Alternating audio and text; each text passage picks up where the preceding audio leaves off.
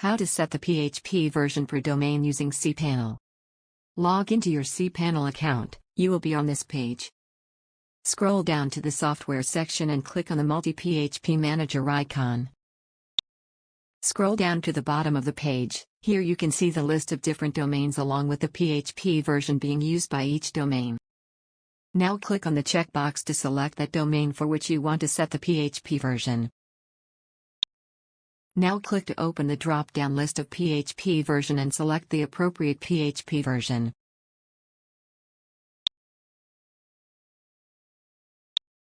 Now click on Apply button.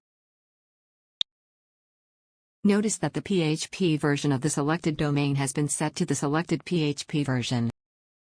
Similarly, you can select another domain and then select the appropriate PHP version from the drop-down list and click on the Apply button to set the PHP version to the selected domain. Let's see how.